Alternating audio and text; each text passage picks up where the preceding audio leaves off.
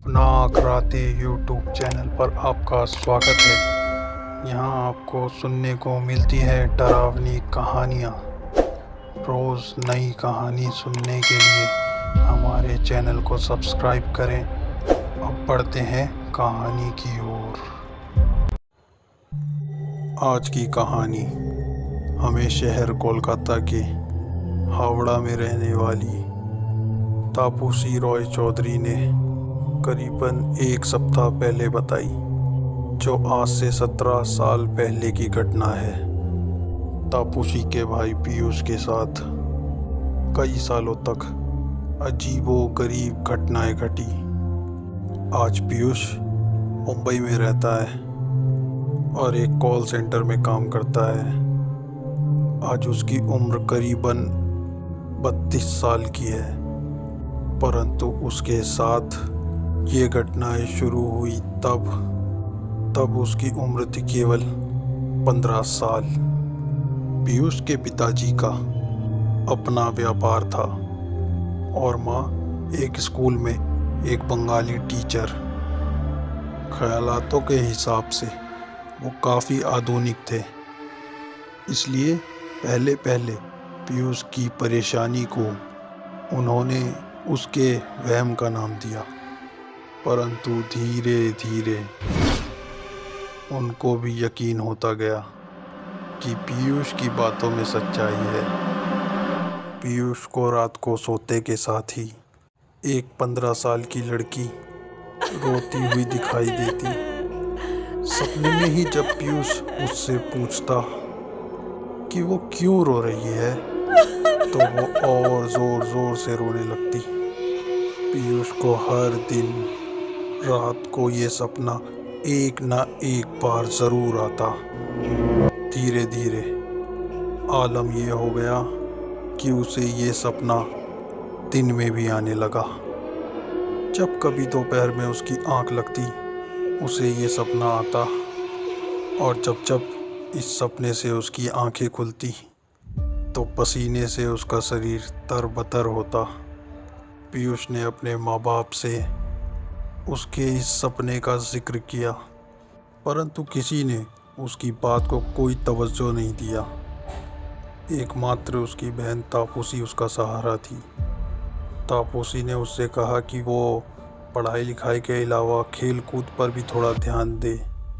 हो सकता है कि अगर उसका ध्यान कहीं और बढ़ जाए तो ये परेशानी उसकी शायद धीरे धीरे ख़त्म हो जाए।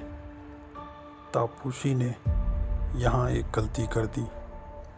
उसके शायद ये समझ नहीं आया कि उसके भाई पीयूष की परेशानी खुली आंखों की नहीं, बंद आंखों के सामने आती है।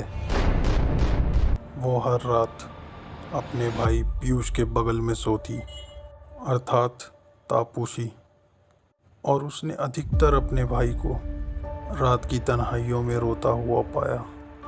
पूछने पर कारण वही सपने निकलते। पीयूष की उम्र बढ़ती गई। विद्यालय से अब उसने विश्वविद्यालय यानी कॉलेज तक का सफ़र पूरा कर लिया था।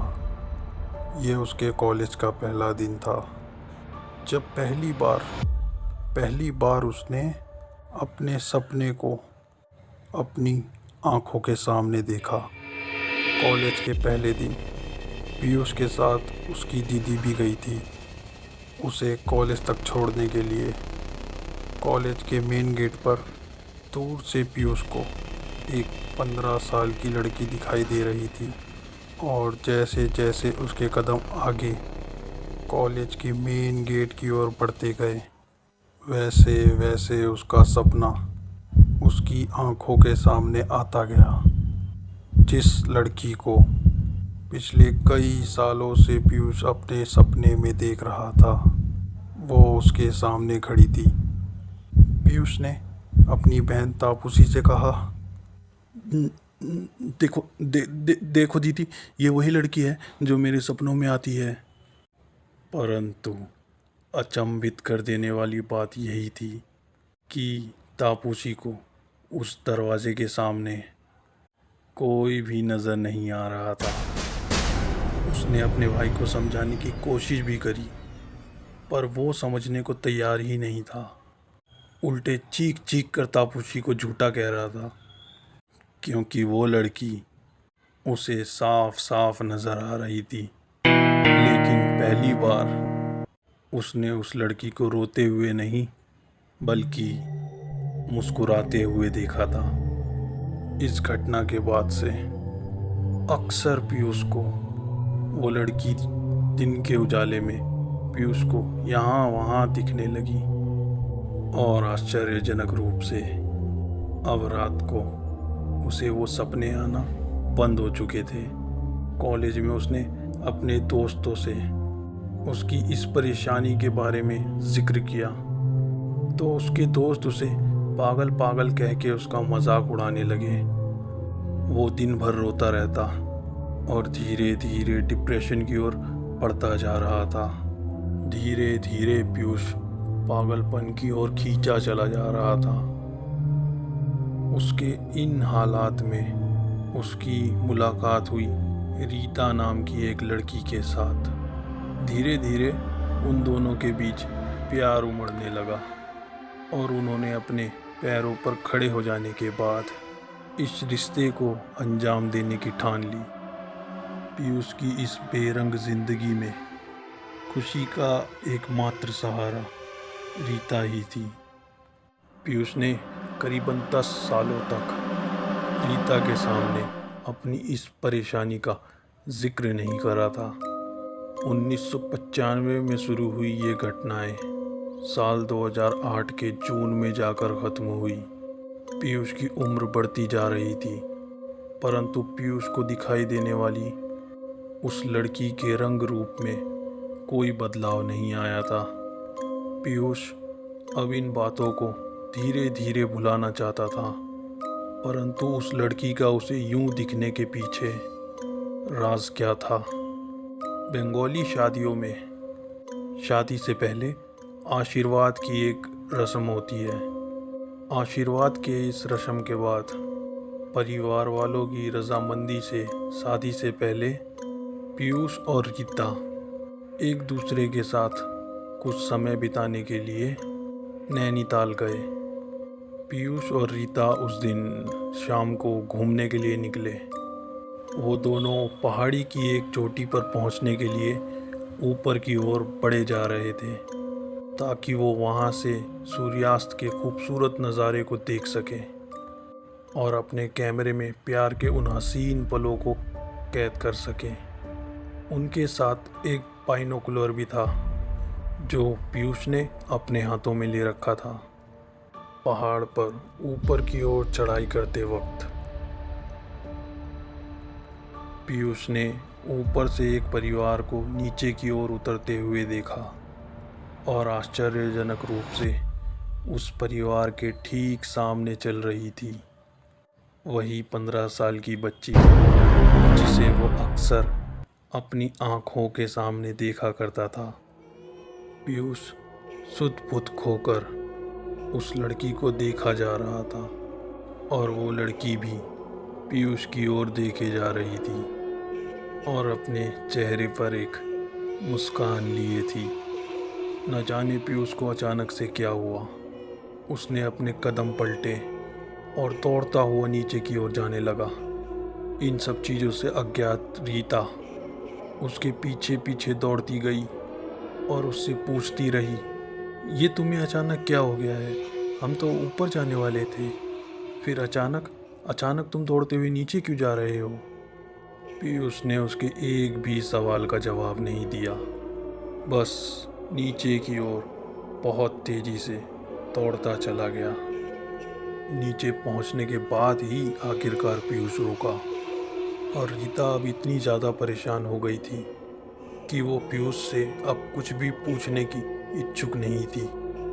दोनों एक दूसरे के सामने खड़े चुपचाप एक दूसरे को देखे जा रहे थे।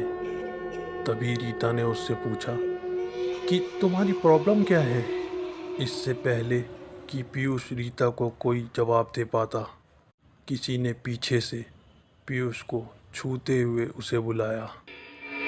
पलट के देखते ही नैनीताल की ठंड में उसके सर से पसीना बह रहा था। डर से उसके पांव कांप रहे थे। पीयूष उस लड़की पर चिल्लाता हुआ पूछ रहा था, क्यों परेशान कर रही हो? क्यों मेरे पीछे पीछे आती रहती हो? उसकी सभी बातों को सुनने के बाद उस लड़की ने कहा, अंकल, आपका बाइनाकुलर गिर गया था। बाइनाकुलर लेकर पीयूष ने एक बार रीता की तरफ देखा। रीता उसे अजीब सी नज़रों से देख रही थी। फिर पीयूष वापस उस लड़की की तरफ पलटा जो अब वहाँ थी ही नहीं। उसने रीता से पूछा, क्या तुमने उस लड़की को देखा? तो रीता उस पर चिल्लाते हुए कहने लगी, तुम क्या पागलों की तरह बात कर रहे हो? किस लड़की की बात कर रहे हो? मैंने तो किसी को भी यहाँ नहीं देखा। पीयूष को लग रहा था कि रीता उससे झूठ बोल रही है। आज पहली बार पीयूष ने उस लड़की की आवाज़ भी सुनी थी। उसे यकीन था कि उसने उसी लड़की को देखा जो उसके सपने में आती थी और जो उसे वहाँ दिखाई देती थी। रीता पीयूष पर बहुत गुस्सा थी। उसे समझाने के लिए पीयूष ने अपनी ज़िंदगी का सबसे बड़ा राज बताया। रीता को उसकी बातों पर ज़रा सा भी विश्वास नहीं हो रहा था। उसने पीयूष की बहन तापूसी से बात करी और तब जाकर उसे यकीन आया कि पीयूष सच बोल रहा था। सच जानने के बाद भी दोनों के बीच मनमुटाव बने रहे, क्योंकि ये सच छुपाने के लिए रीता उसे कभी माफ़ नहीं कर सकती थी। झगड़ते झगड़ते रात काफ़ी हो गई थी और दोनों सोने चले गए। ये रात पीयूष के लिए आखिरी रात थी उसके सपनों के हिसाब से। इस रात पीयूष को एक बार और सपना आया जहां उस लड़की ने उससे कहा, शायद तुम मुझे नहीं पहचान पा रहे हो। ये बात आज से 40 साल पुरानी है। आपने मेरी और मेरी माँ की संपत्ति हड़पने के लिए हमारा खून कर दिया था।